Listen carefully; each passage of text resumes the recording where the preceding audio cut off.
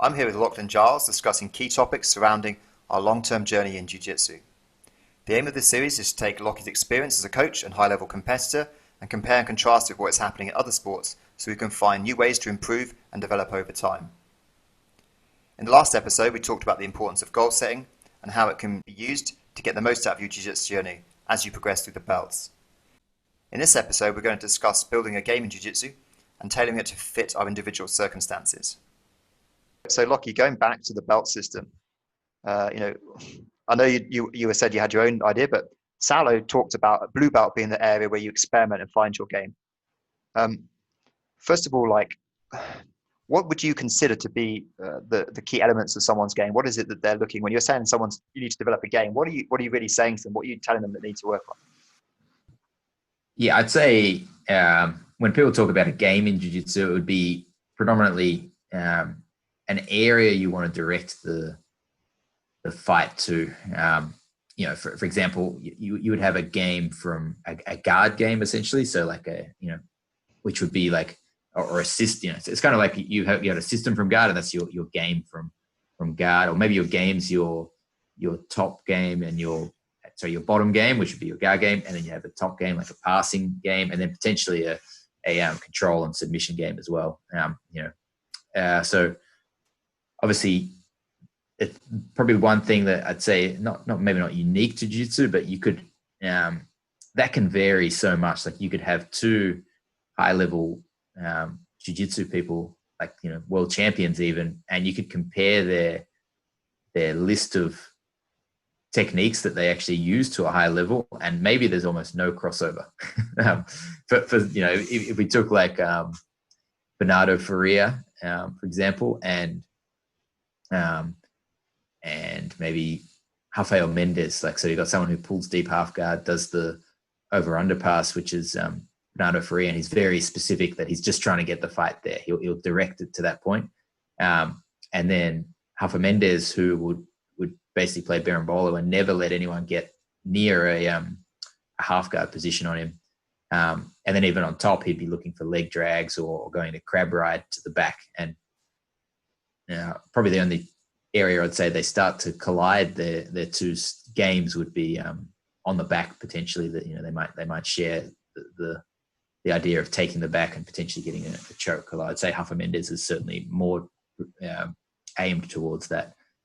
But yeah, so it can vary a lot, but I'd say it comes down to their preferred positions on top and bottom. And so thinking about that, how do you describe your game? Have you got a specific thing that you tend to play mostly from top and from bottom, and also maybe your takedowns? Do you have a certain thing you favor there? Yeah, so let's say, okay, yeah, so I forgot to talk about takedowns, but yeah, takedowns, I quite like the underhook and trying to set it up off that. So trying to set up my attacks, getting the underhook, and then work to front headlock or single leg or double leg off that. From guard, that's actually changed a lot over time, and I feel like there's actually quite a few different guards I could use potentially at a high level. And I have used it at an international competition level, but at the moment I'm predominantly focusing on K guard and getting to the legs, and then I suppose my submission game would be the 50-50 heel hook. Passing, I would say I actually think passing is a funny one, because I gave Bernardo Faria and Rafa Mendes as an example, but I think a lot of good guard passes actually really try to mix up different passing. I almost think it's hard to be an effective passer without mixing up over, under, and around the legs passing. But my favorite way to pass is probably if I can get a good knee through pass, cross knee through. But I think that's just because it's, I believe, maybe one of the most high percentage ways to pass the guard. And then for finishes, I suppose I'll say, I'd say leg locks. I'll go with that. But I like the back, but I'd say I'm much more likely to finish with a leg lock. And do you have a specific strategy that you go for? Because one thing that I personally noticed about your game, your ADCC thing, is that when you lost your fight in your weight category, is that I think Lucas Lamprey, right? He pulled guard on you, right? And I wasn't expecting that, because I was thinking, like he's going to pull guard, then he's going to work his leg lock game because of stuff we talked about, and then suddenly he didn't do that. So do you also have like a general strategy for what you're trying to do when you go out against different people, or is it always the same? Yeah, I can talk about my ADCC strategy was actually I didn't mind if I was on top or bottom. What I wanted to be, where I did mind, and you would have seen this in that match, is what I wanted was to be on bottom when points start, because an easy way to lose is to be on top when points start and get swept. So I could eliminate that and make it so if we start the match when I'm on bottom, the only way to lose points up until overtime would be to get my guard pass, which unfortunately happened. But I was trying to eliminate one mechanism for loss there by making sure I was on the bottom. I didn't mind if I was on top because I like the 4 points, because I can start attacking, like going for sitting down into a leg lock, and I don't lose points if they come on top from that anyway. So that was sort of my strategy there. And then if he wasn't going to pull guard, I was going to pull guard myself, but I wanted to see if he would first, which he did. And then, my strategy was to try to get to the legs and finish with a leg lock, and basically keep doing that until overtime. And then if it goes to overtime, try to wrestle. And then, depending on how I felt the rest of the match was, it would probably determine how aggressive I would have to be with my wrestling attacks. If I felt like I was losing the whole match, then I'm going to have to be very aggressive to try to get the takedown. If I felt like it was an even match, I could probably be a bit more, not cautious, but just like, make sure I pick the right moment to do my attacks. And you talked earlier a little bit about how you're quite good at a number of different guards, and you've learned to do a few of them. Like, how has it changed over time? Has it changed quite a lot? Have you literally gone from one guard to something completely different, or how has it changed? Yeah, so I mean, I probably at brown belt, I was predominantly a berimbolo guy, and then then I switched to being a single leg X and X guard guy at some point. Half guard is something I worked on for a while, and eventually I start, especially in the gi, I kind of, if you watched like World Pro maybe 3 years ago or so, I competed. I was playing a lot of half guard then, so that became my main guard, and then now it's like kind of K guard and those 50-50 entries from there. So I've probably never really been a closed guard guy. Not that I have a game, but not like not one I would try to bring as my A game in a competition at this stage. If I landed there, I'd maybe try something, because there's no harm in trying from there. But I'm probably more likely to open my guard. I've even played Spider. I had a time where Spider guard was my probably early black belt. And even if I fight bigger people in the gi, I'll often play Spider guard, just because double feet on the biceps kind of keeps a good amount of distance. So I've kind of had a deliberate approach to make sure I actually got good at those things to the level where I felt I could use them in tournaments. But is that, as we talked about, I don't know if that's the best approach. I think it's better to kind of stick with one thing, but I actually find that a little boring. Yeah, I mean, that's definitely that's the big question. That's the big argument, is whether or not you should have a broad range of skills and you should specialize, or if you should go straight to specialization. And there's great arguments on both sides of that. And this is one of those questions where no one really knows the answer yet. And through time, people will come to a better decision or a better understanding of that. And in terms of, your game changed over time, do you see any common trends in how people's games change? Are there certain things that change in people's games you tend to see over time, or not? Yeah, I would say just this is very general, but like younger, more athletic people will kind of have this Toreando, very aggressive Toreando style, and kind of which I think involves a lot more speed and power, whereas your older jiu-jitsu players tend to focus more on half guard. So that's why I really like half guard, just because I think anyone can do it. That's why it's hard. I think that's why it's really good. Like, anyone can do it. You don't have to be, flexible or have any particular, tall or short or whatever. You can use half guard. But downside of that is also everyone you roll with can play half guard.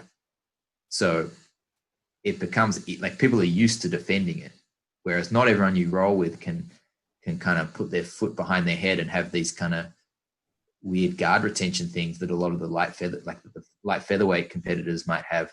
So they have this advantage that it's hard for people to prepare for them.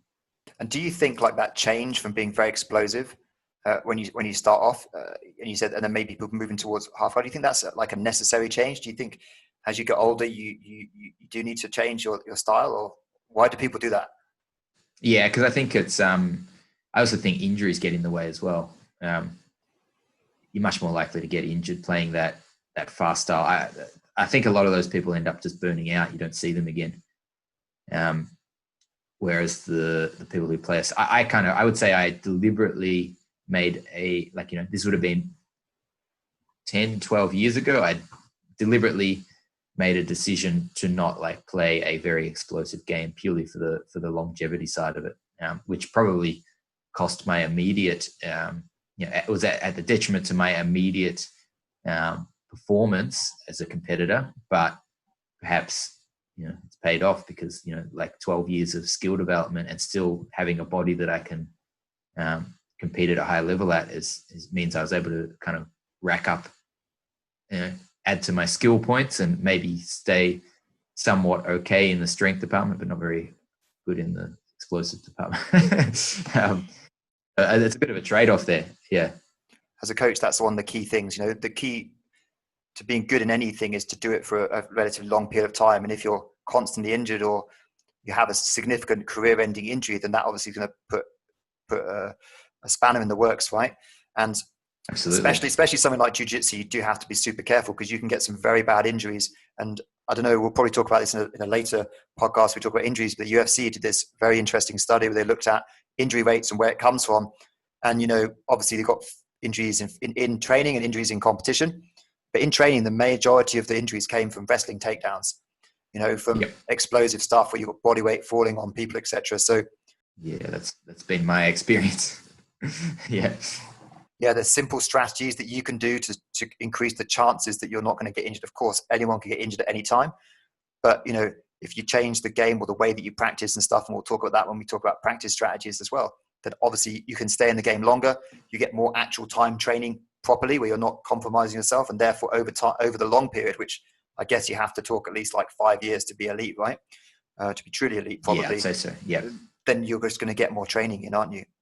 So as a coach, like how do you help someone decide what their game should be? Like, do you have any specific tips there, or what would you say? They might already have a game that I'm trying to work around anyway. So if I wanted to steer them towards something else, I would try to choose something somewhat adjacent to it, because there's games that they might already have a game and I want to give them something else that I think would suit them, but there's no, like, they're kind of then going to have to like forget their old one and do their new one, which a lot of people won't like, but you can often find ways to bridge, into that. There's connecting techniques that can take you from their old game into their new game. So that's for someone with an existing game. If it's someone who's had a clean slate and you could just choose it, then I would go off their height, their flexibility, whether they want to do gi or no gi, and whether they're strong, age probably as well, what their goals are. If you don't want to be a competitor, then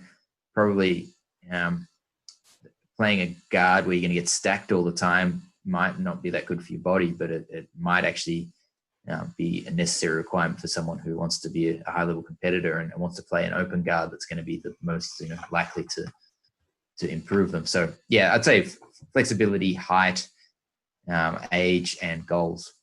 And I've probably forgotten something I said earlier, but anyway. Are there like any specific games that you kind of focus on? Like, do you say, okay, this guy should play half guard, this guy should play single X or butterfly, or someone should play De La Riva Bolo? Like, what do you see as being those factors, and what are the prerequisites for them?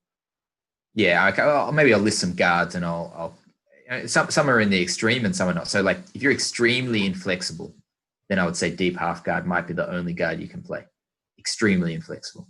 And even basic half, like underhook half guard, might be too much for some people, especially if you're overweight. So a lot of people who are like quite overweight struggle to actually sit up and get like a good underhook, and they can play deep half guard kind of flat on their back. If a little less, you're inflexible but not so inflexible, then you're going to start being able to play butterfly. You're going to play half guard.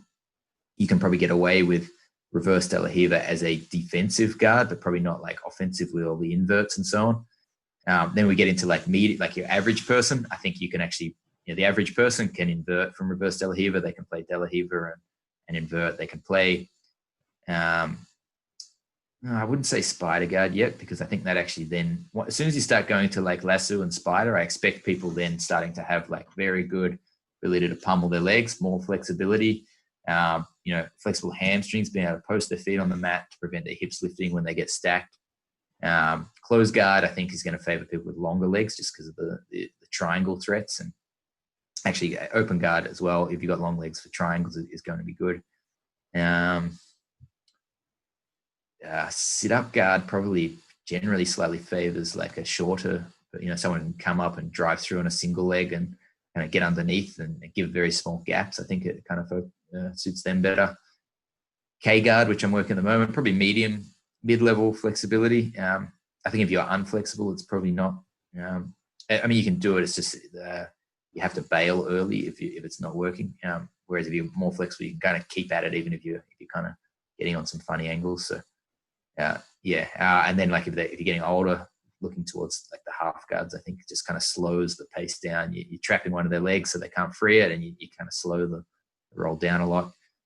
If you're on top, then you've got like tall people are going to love knee cuts and toriandos.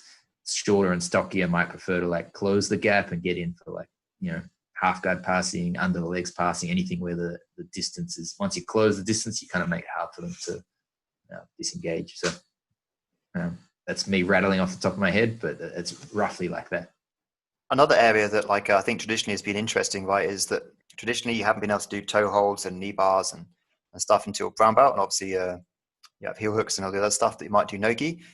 At what point do you think people should really start to learn this kind of stuff? Do you think you should wait to purple or blue belt, or do you think it's something that now with the modern game and stuff should be something that should come in earlier?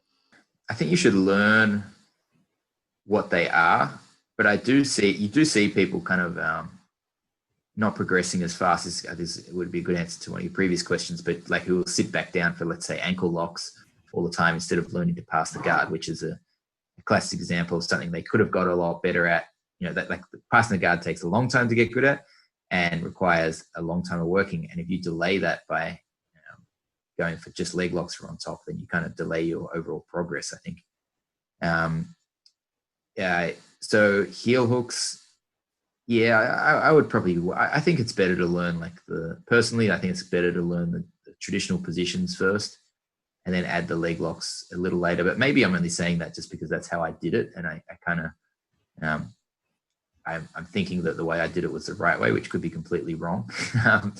Sometimes the way to shortcut it is actually just do what the current people are doing now, like try to work the current game and all at once. Maybe there's like I talked about, that concentric circle sort of thing, and maybe the leg locks should be, and the heel hooks should be included in that from day one.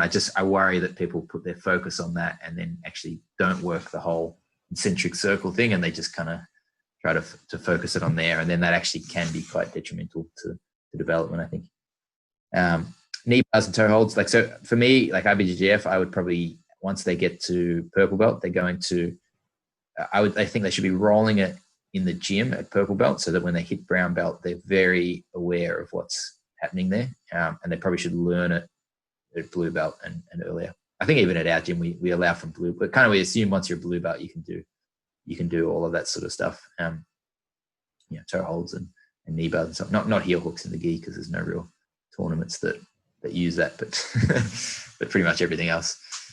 Yeah. So outside of jiu-jitsu, like sports, would you say there's anything that is equivalent to having a game? Is there anything, and is there anything as varied as what I described, where it's almost like people are fighting two different sports against each other? Yeah, I think this is one of the key things that differentiates jiu-jitsu from many other areas. And I think it's one of the great things that makes it such a good sport, is because essentially between the belts, the weight classes, and the type of game you can play, there's something for everybody. And that's one of the things I would say differentiates jiu-jitsu from everything else. Having said that, pretty much every other sport that I've seen, athletes exhibit some kind of different type of style. And also, they also respond completely different to different types of training. So let's just take high jump, for example. High jump is a closed skill. There's no one else involved. There's nothing else. It's just you and the bar, and can you jump over it? But still, even within that, everybody pretty much uses the Fosbury flop where you go over backwards. But even between that, there's like people that rely on what we call speed jumpers, who rely on being fast when they run up. And they have a different set of requirements for training than people which we would call power jumpers, who are tend to be more strong, less springy, let's just say, and they tend to use more muscular power, need to be stronger when they jump. So they have different requirements, both in terms of their technique slightly, and also in terms of the type of training they do. Even something as simple as sprinting, which seems like everyone would do it the same, there's people with different qualities. Maybe they're dominant in terms of how fast they can turn their legs over, or they're like stronger and they can project themselves through the air between strides more effectively. So everybody has like something that's a little bit different. The second thing is how people respond to training, like physical training and also like technical training. There is a huge variation here. Let's just look at physical training first. So there's a very famous study where they gave a group of people, different people, the same training program for a period of time. And afterwards, they test them before, they test them afterwards, and they looked at the results. This was like an aerobic type of training program. And what they found was, using the same type of training, you had people that actually got worse over the period of the trial, but also people that improved between 10 and 15%. So doing exactly the same training, you had a massive change in the results. And this, for me, is like the take-home message and the thing that performance sport is doing in other areas, which is how do you individualize the training to the individual athlete? And it's also like on a psychological level, on a tactical level, on a technical level, and on a physical level. And as a coach, I would divide types of training environment into three broad areas, right? So I'd say the first training environment, which is the one that you might see at let's just say a basic club where they're more focused on recreation, is basically unstructured training. Even with unstructured training, when you don't have any goals or anything else, you're going to get better, right? Let's not pretend that you're not going to. It's fine. That's why people who have no goals, whatever, still are capable of winning at a high level, and especially when a sport is young, they're able to do that. The second training environment is what I call a sport-specific training environment.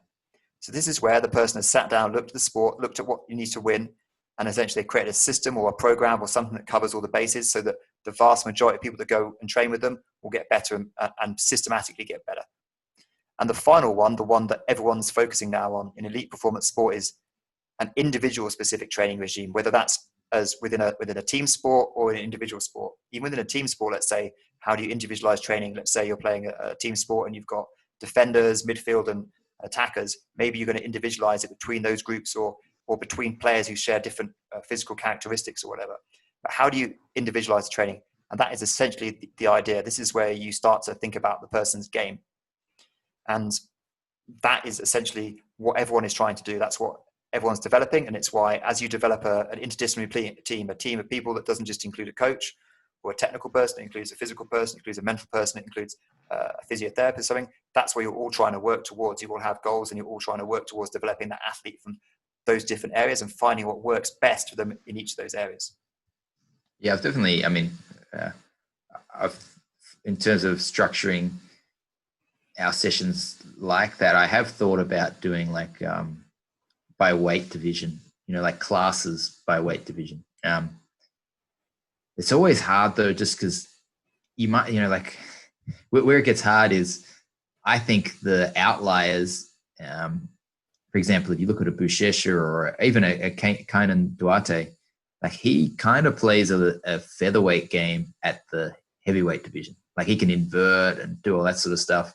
And if I were to lump him in the heavyweight class and teach things that I would generally expect your average heavier person to do, then he's probably actually going to miss the technical progress put in the lightweight class. Except he doesn't want to. He shouldn't train with just the light. He should be training with the heavyweights, but learning the lightweight techniques because he has the attributes to be able to do it.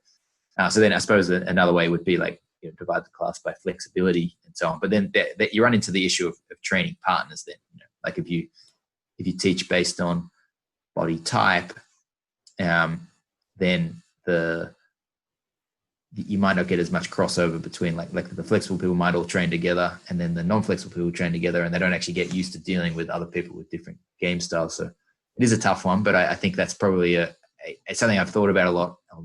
Not a lot, but a bit. And I want to take that a bit further as the club continues to. I think you need a big enough club as well to actually be able to implement these sort of things, like a broad enough range of people to be able to implement something like that. But yeah, Yeah, for sure. And that's something I think we'll hopefully touch on, and some strategies for doing that in future podcasts. So, Tom, how do you go about helping athletes find out what works best for them in your field? I talked about the fact that individualized training is like something you're trying to do. And just like in jiu-jitsu, where you've got a class to teach and then you've got individuals to teach, of course, the same things apply in every other sport. Some are easier to work with than others. But essentially what I would say to anybody is the first thing that you should do is you should make a profile of the athlete. You need to understand the athlete as best you can. And this can take time, but you need to understand them from their physical perspective, from how they learn skills, from the health perspective, from all their behaviors and what things motivate them. Motivation being a very key thing as well there. So you have this profile of the athlete, and then you build the training program around them. And obviously, you might have this idea, just like you said with Kanan, right? Where you say, okay, he's a big, strong guy, he's fast, explosive, whatever else, so I think he should play this game. But the thing that separates all these things out is that this is a complex system of all these different factors. You're not just working on one thing, you're working on many different things together. And so the strategy, and we'll talk more about this in a future podcast, the best strategy for solving these types of problems is experimentation. And the strategy that I personally use, or the one that I use that's being made quite famous, is a strategy developed by a guy called Anatoly Bondarchuk. He was a famous hammer coach. And before he was a hammer coach, he was the Olympic gold medalist in the hammer. And he was a world record holder. And then he went on to be a coach for the whole of the USSR when it was back under communism. And then he coached the guy that was the world record holder in the hammer afterwards. And he has a very individualized strategy training, where essentially he creates a program initially that he thinks is the best program for that athlete. But he doesn't just stick with that. He then experiments and adds new different things in that might be a little bit strange, things that you wouldn't try thinking. And he sees how the athlete responds to that. And then he adjusts the training program over time. So over the first 3 or 4 years that he works with someone, of course, it's easier to do in the USSR than it would have been in a country now where people are free to move around and do whatever else. But he would essentially tailor the program over a number of years to find the one that works best for the athlete. And then essentially, even once he's found the training program that works best for the athlete, he still experiment with other things before the major competition. He'd come back and he'd do the one that he knows is the most highest chance of getting the outcome that he wants, especially around peaking for that major performance. So they are the two kind of things that I think we can talk about more in the future, but certainly things that are important: creating a profile and then finding a way of experimenting to find the best training program for that person. Very good. So, we've talked about all this long-term progression, but for me, the one question that I really think is interesting, because for me, I found I've been training for quite a long time, obviously recreationally. I'm only training sometimes I train 5 times a week, sometimes I train twice a week. Now I'm training 0 times a week. But, I've been training a number of times a week, and I feel that everything's moved on so quickly as I trained. And almost in some ways I've been standing still. Do you think it's harder now to become a black belt now than it was, let's say, in 2008? Well, for me, it takes the same amount of time. So I just had this, I've kind of always thought it takes 10 years to get a black belt. So I kind of have kept that, the amount of time, but I think you get there, the black belt now will be way better than when I was a black belt, and then going back again from when I started. So there's just so much more information out there that I think the expectations are much higher, and there's no excuse to not be better because they've got better training methods. And I think anyway, there's better training methods and more information, better techniques. So the actual thing, I think the ways we learn, even the basics now, are still evolving, and knee through pass now is better than a knee through pass 10 years ago, and so on. So I would expect that, in half you might be able to get as good actually in half the time as you would have maybe 10 years ago. But it still takes 10 years. So you end up maybe twice as good. Yeah, that would definitely be my experience for sure. I see some of these young kids coming through and I'm like, wow, they're so much better than I was when I was a blue belt, for example. Yeah, I made a post event the other day, but when I was a brown belt, I was one of the top brown belts in Australia. It was probably when I'd started to take competition a lot more seriously, and I was, I'd won some things in Australia, and then I went and trained at Cabrinha's in LA, and like the blue belts there were giving me a really hard time, and I'm like, oh well. There you go. There goes any international aspirations. These blue belts are really tough. But they took their training very, they were training basically like full-time athletes, more so than I was, and so that made me kind of renewed my focus to say, okay, well, they're doing that. I'm going to do that. And that actually helped me improve a lot. Yeah, for sure. And of course, finding faster ways to improve and drive Jiu-Jitsu forward is a key reason behind this discussion series. And I guess here we've been comparing what most of us do in Jiu-Jitsu with what's happening in other sports, but we mustn't forget to go and see what other clubs or teams are doing if we want to stay as up-to-date as possible. So I guess that's all the questions I have for this episode. But to briefly recap what we touched on, I think we started off by talking about how Jiu-Jitsu is very unique as a sport in that there are many different types of games that you can play, and this can result in matchups where essentially each party is bringing completely different weapons to the table. Lachie then gave us quite a lot of tips on how to choose a game that suits each person's individual unique attributes, but also explained that he thinks it's really important to keep experimenting and being creative because essentially often a unique style can be an advantage, as it certainly was in his case at ADCC. We also talked about the importance of consistency in training and to keep in mind that if you're going to play a very high-paced or physical game, then this could result in greater risk of injury. And I guess in future episodes we'll talk a little bit about how we can adjust our training, etc., in order to minimize injury and improve the chances of everything working out in the long run. Finally, Lachie gave his opinion on the fact that in general he thinks it still takes most of us 10 years to reach black belt, but that over the years the standard for new black belts has improved and will continue to improve as techniques evolve and the quality of the training gets better. And I guess the only thing for me to add there is, of course, that reaching black belt isn't really the end of our jiu-jitsu journey. And I think Lachie's insight into how he is continually working to improve his skills is a good reminder that we need to keep a higher goal in mind beyond just getting to black belt. And especially with younger players coming up, I think this is going to become increasingly important as the higher belts and the older jiu-jitsu practitioners continue to develop and learn new things as the sport evolves. So hopefully you enjoyed the discussion today and the format that we've been using, comparing what Lachie is doing in his training with what I see happening in other sports.